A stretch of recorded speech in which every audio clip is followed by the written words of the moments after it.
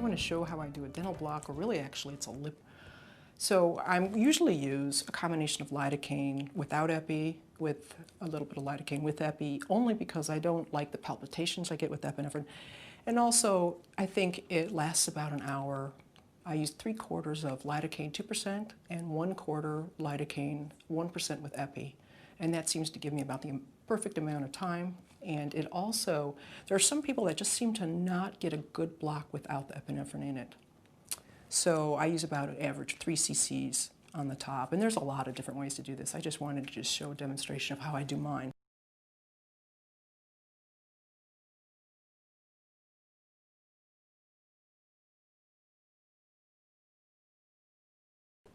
So what I'm going to do is I'm going to take her upper lip, kind of hold it up, and then I'm going to, this is with a 1/2 inch 30 gauge needle.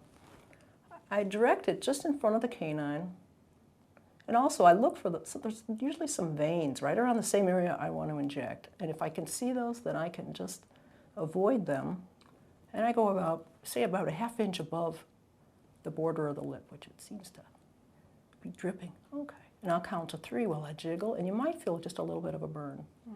And then 1, 2, 3.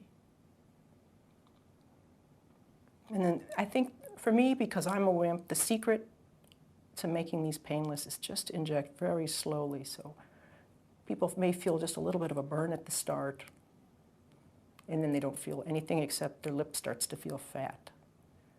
And on each side in front of the canine, I'll inject about 1 cc.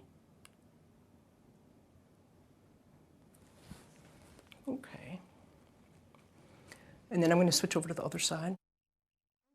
Sometimes there's a little vein in the way. I don't see anything really obvious right in front of her canine. So the same thing, I'm going to jiggle it and count to 3. 1, 2, 3.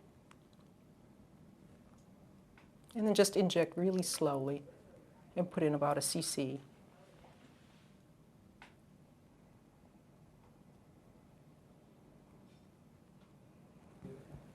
And the most sensitive part is usually right underneath the nose. So after I've numbed up the outer part, I go back in through the part where I can tell where that little bit epi is blanches. And then I get up underneath the nose and put a 1/2 cc in on each side. And then 1, 2, 3. And same thing, because it's so sensitive here, you just have to make sure and inject really slowly. And if you do this to yourself a time or two, I think you have a whole new respect for how slow you really have to inject.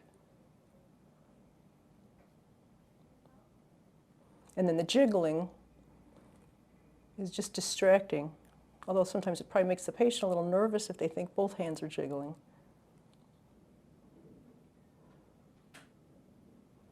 And then we'll get the other side. And you can see where it's a little blanched from the epi. And then 1, 2, 3.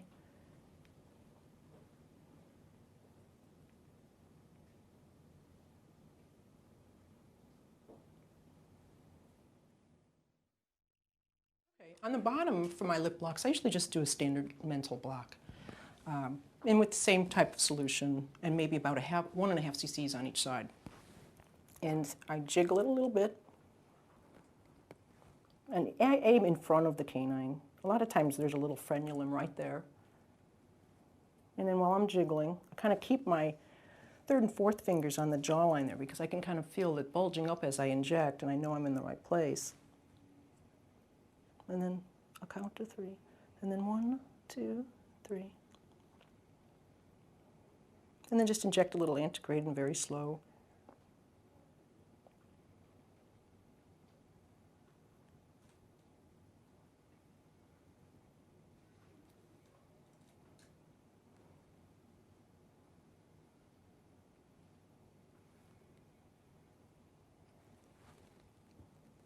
And then I'll get the other side.